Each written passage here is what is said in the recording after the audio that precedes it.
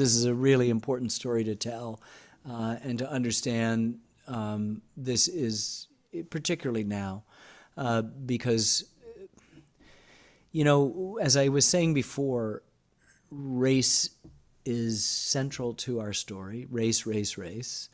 And a lot of people don't like that. And a lot of people don't want to hear about it.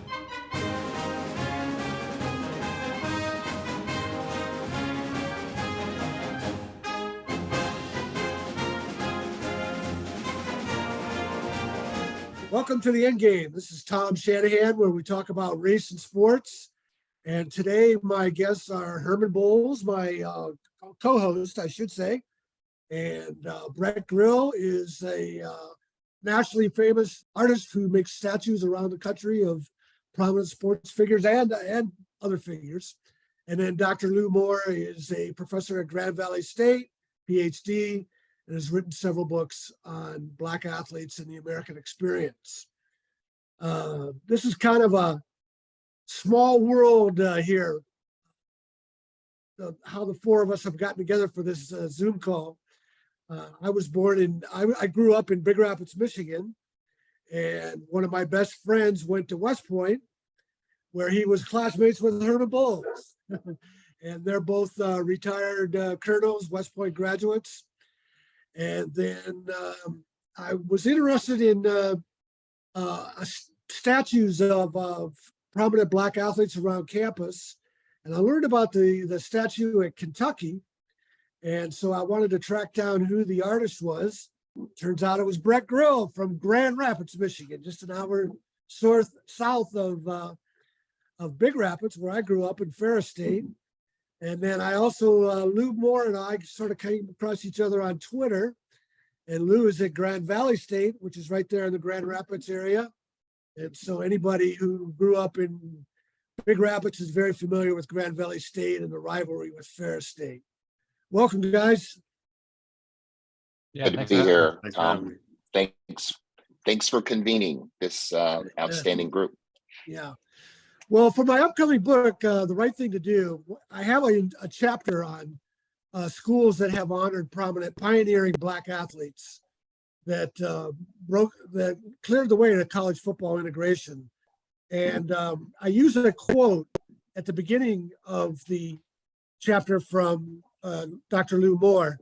And Lou says, "These are great opportunities for schools to wrestle with the past. We can celebrate the guys and look internally at what happened, but then I think the worry is it dissipates. Everybody pat themselves on the back, but we move on." Expand on that, Lou. Yeah, well, no, thanks for having me. I was just making the point that sometimes we put up these things just for the moment and just to make us feel good, but never really take time to continuously reflect on not only what those guys had to go through, but what other students on campus have to go through. So, for instance, you bring up like Kentucky, the statue on Kentucky. We just know that earlier this year, there was a major incident on campus, right? Dealing with race, where a girl gets caught on campus, a young white student gets caught on campus just screaming the N-word at another girl, right? And so at the same time, you have this statue, right? You have these players in real time playing on the team and everyone celebrates them, but the students still continue to face the same problems that a general student would have faced in the 1960s or 1950s. So to me, that's what's important, right? Like, so we have the past, we have the statue, but then the present is still a problem for many of these students. Yeah. Yeah. And when you learn, you dig into the past like I have, and a lot of people have, and sometimes you think it's amazing we got this far. And then other reasons they go, why do we still have incidents like the one you just cited? Any thoughts from you, Herman, on that? Well, certainly there has been progress, but as Lou said, there are incidents. And I think it's part of the polarization that just is occurring in the country, period, with the political discourse we have and the marginalization of people. And we just got to, as a group, I think we all know sports kind of serves as a unity factor as opposed to the fractions that we have politically. And I'm hopeful. I've got a friend of mine that tells me all the time, assume the positive. And I think with that is the whole idea of trying to think of the glass as half full, however, still be on the lookout and recognize that there will be pockets of resistance that continue to exist. But overall, I think the sports has done on college campuses and throughout our nation has done a phenomenal job of bringing us together as a nation. Right. And in my research, I write a lot about college football integration and about how a lot of it is misunderstood. For example, the 1970 USC game with Bear Bryant and Sam Cunningham gets far too much credit. That game was a matter of college football integration being fait accompli by 1970, because so many events had happened in the 60s. And in the Southeastern Conference, it was Kentucky, the first school to recruit and sign Black athletes. There were two of them in 1966, Nate Northington and Greg Page. And then the other two in 1967 were Wilbur Hackett and Houston Hawk. And Kentucky, for a long time, has always deserved the credit, and for a long time, didn't even accept it on its own. People didn't know that this had happened. And then finally in the 2000s, some of the old teammates at Kentucky decided they need to properly honor these four guys. And that led me to admiring the statue of the four guys walking on towards, I guess, a practice field, holding their helmets onto the field. And I learned the artist was Brett Grill. And Brett is very prominent. He was the sports artist of the year by the United States Sports Academy for 2021 or 22. So Brett, it's a beautiful statue of the four of them. Talk about, first of all, about how you come up with your concept and put it all together to make it seem so alive. So mostly we just begin with the story that needs to be told. And that once that becomes clear, I start with very small studies and try to understand how the body can tell those stories. You get one moment to try to celebrate these guys the right way and honor them publicly. So you just want to be clear about the stories that their bodies physically are telling. So then that slowly gets larger and larger in scale until we go full size. Just to piggyback on a couple of the things that Lou and Herman said earlier, in the project like that, I just had the incredible privilege to be able to speak with these guys who went through the integration of the Southeastern Conference. And one of the things that every one of them emphasized was that it wasn't a sort of like the metaphor that everybody loves to use, right? Breaking down a barrier, like the initial barrier was broken, but there were so many subsequent barriers for them and for every other Black athlete that followed them, and they continue to be barriers. So they really wanted to emphasize that in talking to me. So that's part of what we try to put in the statue as well, is this, it wasn't necessarily celebratory, but there was a sense of determination that they were continuing to push forward. Herman, any of your thoughts? Well, I just, first of all, Brett, you look too young to have had so much experience to get all of this, these great awards and everything. So I just want to commend you, and to do that at the University of Kentucky. And I even want to know how it came about that the University of Kentucky even wanted to recognize, and was there a competition? How were you chosen to do that? And what's the background on their desire to show integration in the Southeastern Conference, and particularly at the University of Kentucky for athletics? So it actually started as a movement among former players that played with these guys, these four, and they were able to make the argument to the athletic administration, that this needed to be happening, and it needed to be a story that was sort of prominent to the institution. So after years and years of kind of politicking behind the scenes, the administration got on board and wanted to make it happen, and it coincided with an expansion of the football facility. So the time was right. They had the funding and stuff to make it happen. I wasn't privy to the way that the selection process happened. There was a competition. I'm not sure exactly what it looked like, but I had to produce a scale model of the vision, my vision for the project. And that I'm sure was compared to, you know, a variety of other artists that were in the queue. And fortunately I was selected. Yeah, and Well, if you think, I'm sorry. go ahead, Herbert. Go ahead. Go ahead. Well, I Herbert. was just going to say the turnaround from thinking of Adolph Rupp and, you know, Kentucky and basketball, and think of what this does in terms of helping recruit players, right? If you go to an institution and it appears that you do not belong there, I think it's going to, you know, be demanding. And of course, Stoops has done a fantastic job with the football program. He's turned that place around.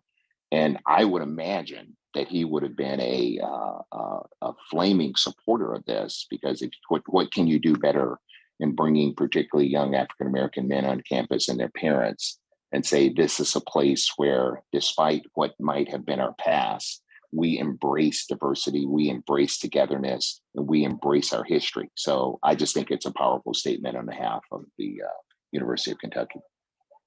Yeah, and the other thing about these stories is the reason a lot of people don't know about it, and I write about this in my books, is the media, the mainstream media, basically avoided race in the 1960s. So these stories were unfolding, and progress was being made bit by bit, but it wasn't being documented or credited. And it wasn't until, like, say, 50 years later that this statue project got rolling. And I know Wilbur Hackett told me Wilbur was the first Black team captain in the Southeastern Conference as a junior in 1969. He was a linebacker. And Wilbur had told me, you know, it'd been so long and I almost didn't care anymore. But once it was up, he was very emotional, particularly for Greg Page. Greg had suffered a neck injury in practice and died a couple weeks later. And he thought it was particularly important that Greg Page's family be a part of this. And then to show you that, you know, time is moving on and we have to honor these people correctly. Since the statue was unveiled, Houston Hogg, one of the four, has died. So two of the four are already dead. And yeah, speak to that, Lou, about looking back in history and making people aware. You kind of touched on that already, but I'm sure you have plenty of thoughts on it. Oh, yeah, no, but you know, I think that's the beauty of what we do, that you know, we can tell those stories, right? So, you know, people knew about them in real time, but maybe the Kentucky thing just you know, regionally they knew about it, right? But it would have been a pretty big deal, like locally, just the fact that it, you know, is integrated, whether it was Kentucky or Louisville. But, you know, today, a lot of those guys are forgotten, right? And it's too bad. And I think part of what we do as historians is make sure we capture that for a reason, right? To tell stories for ourselves, to tell us where we've been and where we can go. So that's why, you know, that statues, whether we're talking about statues or history books, they're super important, right? So even if we're talking like you know, Jimmy Ray, right? How important that story is to us today, people just don't know. I mean, I'm plugging your book here, but just, you know, what he might have had to gone through, just that moment, as you talk about in other places, moving from the South to the North. You know, we rarely talk about that, what it's like for athletes, right? The whole process of a coach having to go to North Carolina and recruit to North Carolina, or go to Texas and recruit to Texas. We're in a generation where now we just talk about transfer portals, right? And that kind of thing. But the whole system of trying to get somebody to there, their families being involved, everything. I think it's important for us to know, just so athletes have a better understanding. And then the other thing too is just, I think we talk about these, you know, we were talking about recruiting and you know, a recruit going to Kentucky and seeing those statues.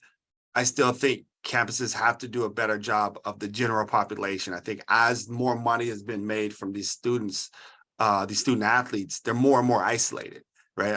I imagine that those guys on Michigan State team in the 60s were a little bit more part of the campus of students, right? Whereas today's these guys are just they're not really part of the student population anymore. They're housed in separate areas. They work out and eat in separate areas. So those students, the general population, still feel part of the problems. Yeah. And Lou's latest book, We Will Win the Day, he has just a plethora of stories of Black athletes who did stand up during the 50s and 60s, but you don't know about them. And the one that really stood out to me was about Jim Mudcat Grant. I'm old enough that I was just a real young kid when he came up with the Indians. He had his best years with the Minnesota Twins, Cleveland Guardians, I should say. And Mudcat stood up to his manager over some racial comments in Texas in the late 50s. Is that right, Lou? And, yeah, so it was late 50s. It was 1960. It was at the end of the year, and the national anthem was playing, and he was in the bullpen, and he says, "This land ain't so free, I can't even go to Mississippi." And it was his pitching coach, who was like a known racist at that time, who's from Texas, who he got into it with, and he was called the N-word, and he was called a communist, which was, you know, at that time something you would call somebody who you disagreed with, especially on civil rights. And Mudcat just walked away. He said, I don't have to take this anymore. And he was suspended for 2 weeks. But, you know, the only people who really picked that up, we talked about mainstream media earlier, it's the Black press. And they were like super, like it was a big moment for them because they were waiting for athletes to stand up, right? Because a lot of these athletes had to play in Jim Crow and at times wouldn't say anything, they would just play. And so the media understood that these guys had platforms. And so for someone like a Mudcat Grant to really risk his career at that point, to say what he said about America during the national anthem, but also to stick up, you know, to his manager, got a lot of publicity within the Black press. But he also got suspended for 2 weeks, and I don't think he does anything again after that. But he didn't need to, right? He did his one thing. He went on to have a great career, right? Part of what we call the Black Aces, you know, 20-game winners. So it's just, I try to tell those little stories, right? There are a lot of big stories, but the little stories or stories like fans, we rarely talk about the power of fans, but throughout the late 50s and 60s, there's fans boycotting games, waiting for the Washington, we call them at that time, the Washington Redskins to sign a Black player. And so Black fans just wouldn't go. And they started this campaign in 1957. And wherever they went, Black fans would refuse to go, or players working with the fans and refusing to play in games where there's segregated stadiums. So these are the type of stories that I tell. These are the type of stories that also get left out, right? Because they're not the big moments that we like to celebrate, or even, as you put it, like that Alabama USC game, right? There are big moments that the media likes to talk about, and then there are those little moments, those everyday things that get left out. Yeah. And yeah, you're so right about the Black press. I've gotten so much of my valuable research out of the Black press, the Detroit Black newspapers, the Los Angeles Black newspapers. But another point I make in my upcoming book is I write about how UCLA had 8 Black players led by Kermit Alexander who threatened to boycott the 1962 Rose Bowl if Bear Bryant was successful getting in and place for the Big Ten team. He was trying to get in through the back door, and he came very close. And that same year, and nobody knows the story, it doesn't get told. And that same year, the 1961 season, Colorado threatened to boycott the Orange Bowl because they had played a game in Miami in a regular season, and they didn't like how their Black teammates, there were only 5 of them, they didn't like how they were treated. And they said, we're not going back unless these guys are allowed to stay in the same hotel, eat in the same restaurant with us. Well, Miami, which was a desegregated city at the time, caved. So here's a tremendous story, 2 tremendous stories about progress, and the media never picked up on it. And then, so we have to wait another 50, 60 years for, well, I was going to say Colin Kaepernick, but even before that, Muhammad Ali and other leaders to finally catch the mainstream media's attention. Herman, any thoughts on that? Herman, I should have told you this earlier, was the first black quarterback in his high school as a senior in 1973 in Alabama. So Herman knows a lot about breaking down doors. And then there weren't that many black cadets when he got to West Point. So you. Herman, we lost your sound. Herman. Yeah, Lost yeah. your sound. Going back, you're talking about the Alabama USC game and Cunningham. It was so, until I met you and we started talking about this, the legend in Alabama was that is the game that caused Bear Bryant. I remember the game as a little kid. That was a game that caused Bear Bryant to go out and recruit black athletes because he had been defeated by this monstrous of a black man from USC. And that, obviously, every time I see your books and your tagline, you clarify that point. So having grown up in Alabama in the segregated South, and in one sense, you look back on your life and you don't really realize the historical significance of what you're doing because you do what you do every day. And as I sat here this morning with you gentlemen, thinking back on that and what the importance of professional development, and one of the things that, Tom, as you know, I always talk about on your show is how I want these athletes, particularly the black athletes, to use sports as a means to an end, because the statistics are, and I'm certain that we can talk about that, and Lou probably has a lot of statistics on it. The number of high school kids that are going to play in college, right? We go down to a very small number. The number of college kids that are going to play in the pros goes down to another smart number. So what I like to focus on is saying, use the athletics. And as I did, I was a very good athlete. I wasn't great. However, I used it to hone my leadership skills and to get into the best university that I could to get the great education. So while the sports on the field is critically important, we've got to encourage these young men and women to also think about how do they use that to an end. And Lou, I'm just curious, is any research you've done on that and what we should do as a community, as a Black community, and what university should do overall to make sure that these young men and women are not, quote unquote, used until their eligibility is up? Yeah, no, that's I get athletes all the time in my class, and one thing I talk about is that the athletes have to learn to use the system, right?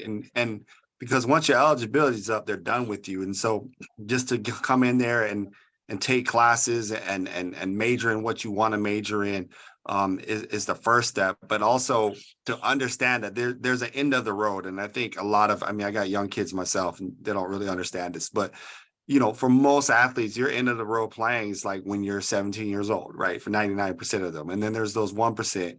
And then their end of the road is like 4 years. And so to realize that early, that you're not going to the league, I think is super, super important. And just to be able to take advantage of everything that's on campus. And part of as I mentioned earlier, part of the problems with athletes sometimes is that they are too isolated and they don't understand, there's a big campus out there, there's a big world out there. To get involved in the groups and to talk to just general students as you start making connections. And then that's the third thing, right? To make connections. Let's say if you go to Michigan, it's the biggest alumni base in the world, right? And you should be out there making connections with the alumni so that you have an opportunity, after you graduate. But you have to be proactive about that. And you have to understand that they just want your body, right? But you have to be willing to give more. And sometimes it's hard to get an 18-year-old or a 19-year-old to understand that. But I got to be honest, I don't want to take this a whole other direction, but I just got to know, when you're a quarterback at Alabama in high school, what offense did you guys run? Because I'm working on this Black quarterback book, and part of it is understanding the systems that guys are in high school, in college, try to get to the pro. So I know later on, and I talked to some guys later on in the 70s, you guys started to run the veer a lot in Alabama high school, but what did they have you in before you got to West Point? And also part two, was Greg McClaster there when you were there? Am I saying his name right? Yes, yes. How Yeah. about that? Yeah, yeah. Yeah. So to answer your first one, in high school, we were close to Woody Hayes, 3 yards at a cloud of dust. Okay. Buddy Moore was our coach. However, we did throw the ball every once in a while. I had a decent arm. However, he believed in power football, Right. hard-nosed football. And Greg McClasker is the person you're talking about. He actually played at West Point. Unfortunately, he did not graduate, but small kid, quick, very quick, also from Alabama, as you said before. And I haven't spoken to Greg in a few years, but he made quite a scene at West Point as quarterback.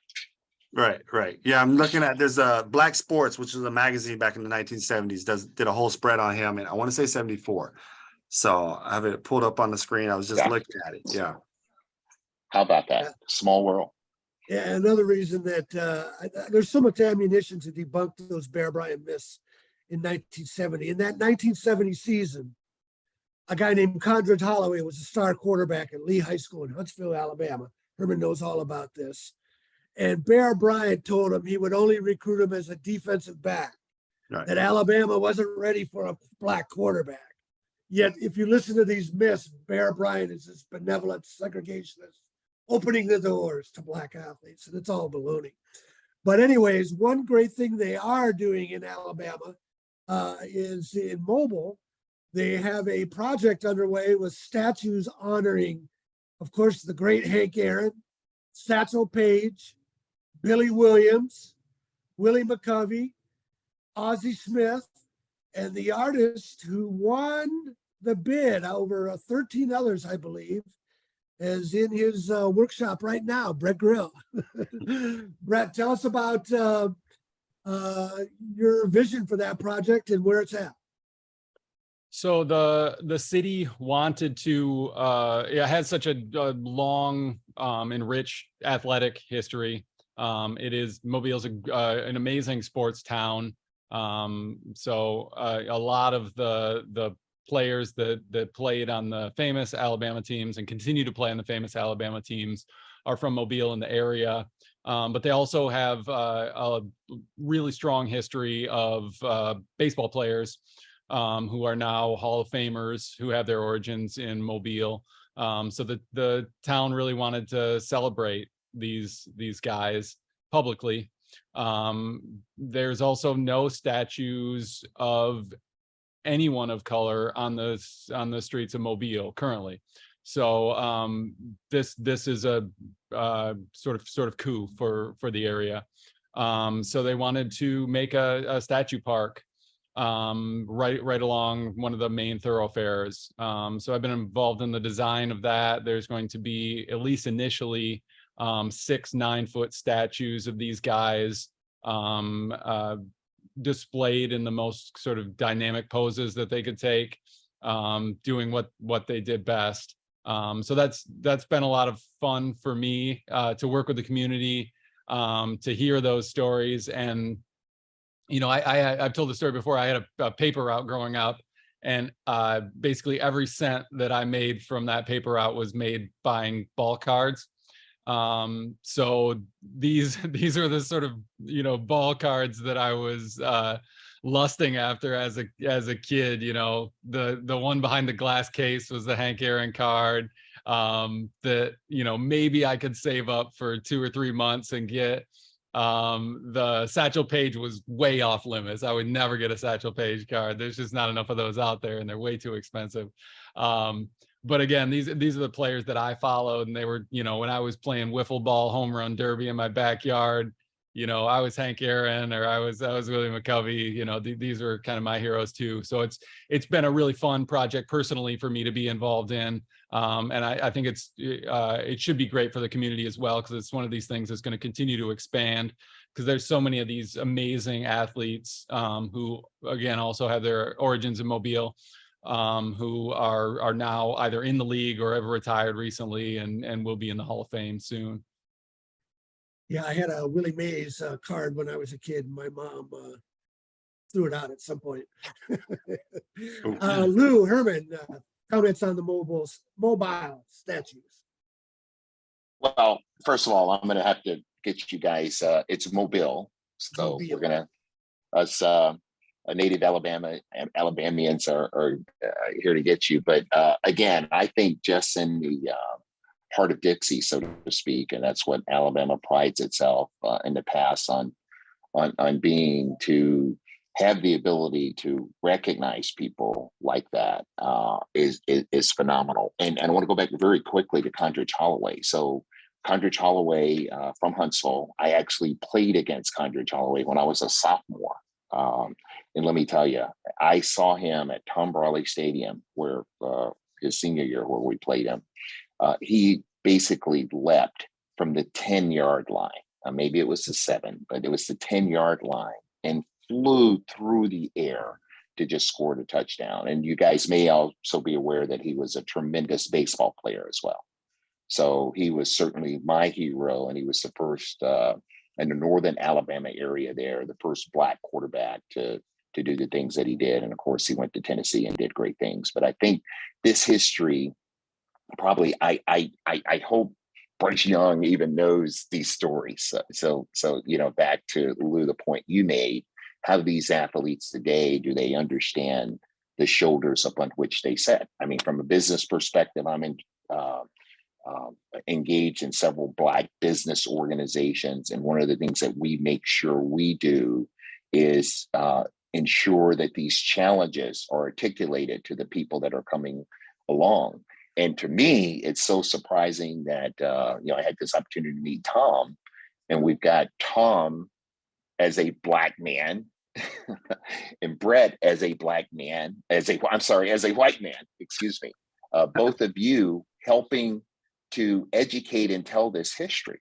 And I just, the dichotomy of it is, gets me a little at times, but I just want to commend both of you, because it's obviously something that you're doing from your heart, that you're doing because you feel that these are stories that should, can, and will be told.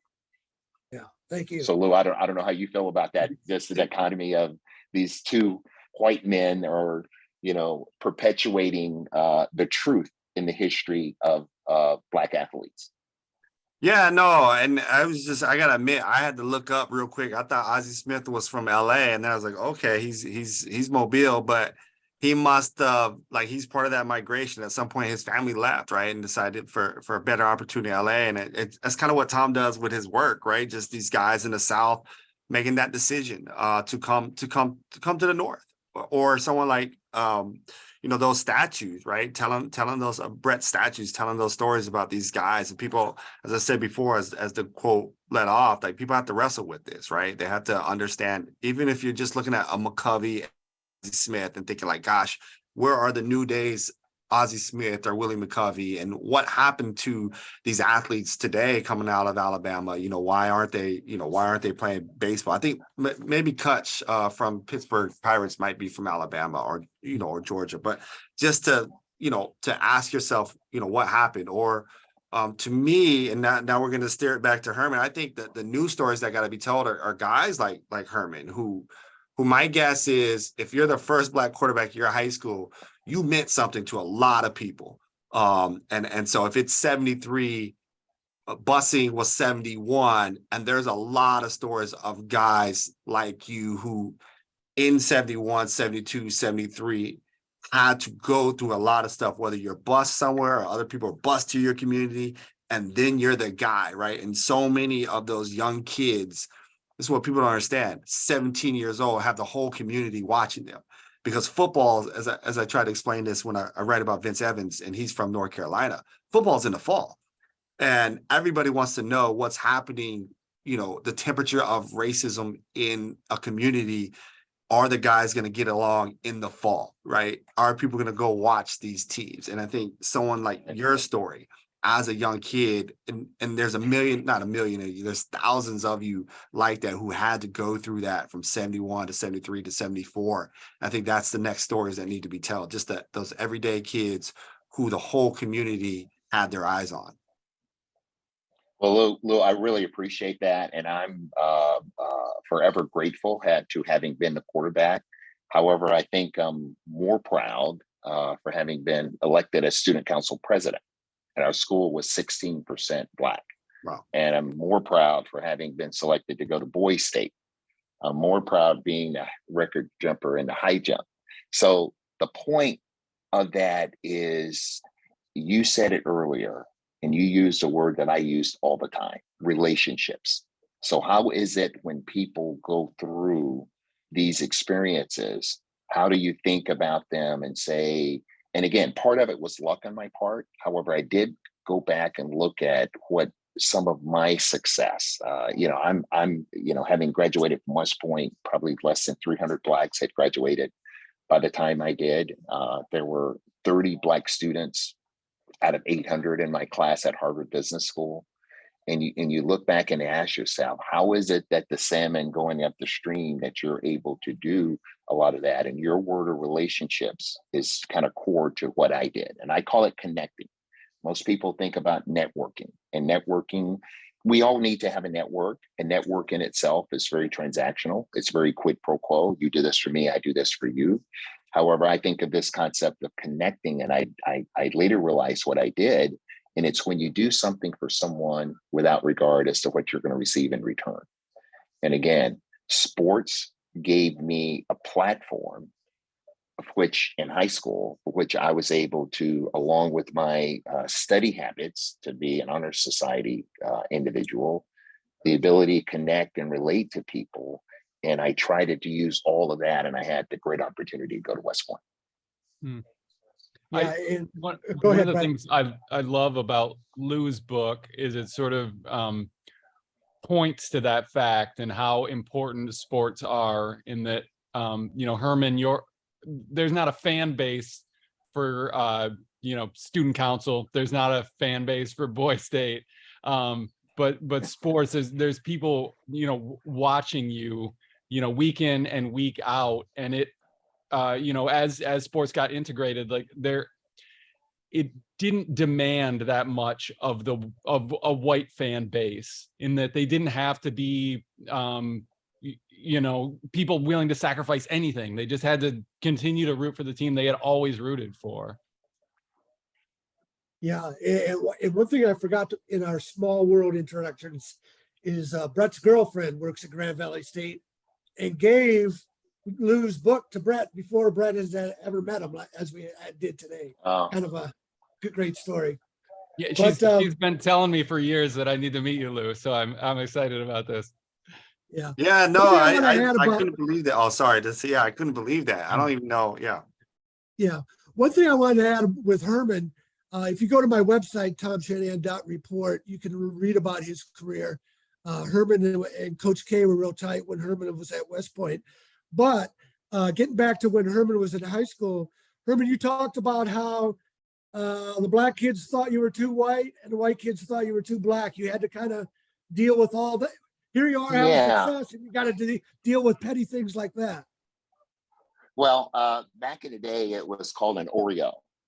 You were called an Oreo, and it wasn't. And Lou, I don't know if you were familiar with that term, but it meant that you were Black on the outside, but you were white on the inside. And that nomenclature were given to the kids that made an effort to truly integrate and take advantage of the experiences. And Brett, you're right in terms of the integration. I mean, up until 1971, 72, you had Burl Slater was the other Black school. And you had freedom of choice, but most of the Black kids would go to that school, and that school was closed. And obviously they combined the two schools. So it was just so important to understand and take advantage of those opportunities. And I got to be honest with you, at the time, it really hurt me because your ethnicity. And I got to tell you, any research you do on me right now, I am not an Oreo. Okay, I am a black man when I get up in the morning. I'm a black man all day, and I'm a black man when I go to sleep at night. And I have this privilege of serving on several Fortune 500 corporate boards. And when I'm in the boardroom, it's the same. And I'm not there. I do not feel, and I am not there as a token. I'm vice chair of the board at USAA. I'm vice chair of the board at West Point. I'm chair of a public board, chair of the board of a public board, and these are substantial opportunities that, again, I'm going to go back, and the foundation of that success for me was in sports and working hard, understanding what a meritocracy is, and then having that opportunity to be a leader and taking that and translating it. So I did put up with the Oreo perception. However, I don't want to do it in a I told you so activity, but many of those kids that, called me Oreo, they're kind of still there, in a, less than desirable situation than I would like to be in. Okay, well, let's wrap this up with the subject most dear to my heart, Michigan State, and its leading role in college football integration. It seems like the perfect setting for a statue honoring Duffy Daugherty and his Underground Railroad teams, not just the black players, but the white players too, that they elected two black players as team captains, George Webster and Clinton Jones, and Jimmy Ray was the first black quarterback from the South. And there's nothing on the campus to recognize that. I've done some modest NILs to kind of help promote my books and my website. And one of them is with a Michigan State women's golfer. Long story on how I got to involve with her, but basically it was easier to connect with her than a football or basketball player. And she and her teammate Brooke Bierman have really helped me out a lot and embraced the concept. But at one point, Katie told me, I go into the Duffy building every day. That's the athletic facility, weightlifting and all that. She goes, I go into the Duffy building every day. And I didn't know any of this that I had told her about how Michigan State led the way. And I know when I've talked to you in the past, Lou, you talked about how you're from California, so you're a transplant to Michigan. That one of the things you learned is the older black fans in the state still love those Michigan State teams for the progress they made. Lou, and you're an expert on statues. What would a statue to the Michigan State teams in the 1960s mean? Am I the expert on statues? Is that for Brett or is that for me on the statue? Well, on the importance of their historian. Right. No, I think it would be important in the sense that, again, they get to reflect back and understand that these guys paved the way. And whether it's I believe it's Bubba Smith, right, or Jimmy Ray or Daugherty, just to understand that you're at Michigan State, you're in a place where it means something, right? Where you count and you're not counted out. And I think a statue would go a long way telling them that, right? That you actually do belong here. You should feel like you belong here. Yeah, unfortunately, Mel Tucker is the first coach that has understood the importance of Michigan State and has tried to teach it to his players. He's getting Darian Harris, kind of his right-hand man, a former Michigan State player. They've worked hard to try to educate the players, but we have a whole campus, a whole alumni base, the whole surrounding Lansing area, and they don't understand this. They don't appreciate this great history Right. at Michigan State. And I'll just say real quick before I turn it over, like Penn State does, right? And one of the Penn State's favorite things to reflect on is when Penn State, when they played in the Cotton Bowl in 1948 or something. That's still one of the I forget what they say, but that's still one of the major sayings that gets passed on, right? This idea that Penn State played in the integrated Cotton Bowl, and the students, it's part of the culture there at Penn State to this day. 70 plus years later, or if my math is correct, about 70 plus years later, right? Students still talk about that. So Michigan State is kind of behind on times where students still remember what happened in the past when it comes to race and sport. I mean, that's one of the nice things that a statue does. It doesn't end the story, but it's a public permanent celebration. So what you get is, you know, students and fans passing this thing every day. It's a fixture in their life. There are traditions that raise up around these things, whether it's a saying or, you know, a tradition. You touch this part, or you take a selfie with this thing. It becomes a part of the culture of the place. And I mean, in Michigan State's situation, you know, now they have a black coach, which is super rare. Now they have a black AD, which is super rare. There's sort of like taken this alignment of stars for the project to gain some legs. Herman, your final thoughts. We'll wrap it up. Well, my final thoughts is that each of you is doing a fantastic job in building a history. And I hope some kid's going to be looking at this for some college research on sports or history or integration or whatever, and looking at it. And I just want to commend each of you for what you're doing to contribute to the future. And as I said, to open the program with the divisiveness that we have in the nature, in the nation. And Brett, you were talking about, Lou, you were talking about kind of, you know, over the summer and everybody looking forward to the next football season, and these, you know, Friday night lights, as you know, that describes Alabama. I mean, these little communities are you know, medium-sized community. I mean, I was there at the same time Ozzie Newsome, he and I graduated the same year, and you know, he and I were friends in high school. So you look back and people look at this opportunity to come together as a community, and generally speaking, during the sports competition, the racial aspect of it. And I'm definitely a kid that remembers going to the back door of a movie theater, going to the side door to go to the movie theater, at least going to the back door to get food, seeing the KKK, seeing the water signs for the water fountains. And we have come very far, and we have more progress we can make. And sports and what you gentlemen are doing will make a difference in the future.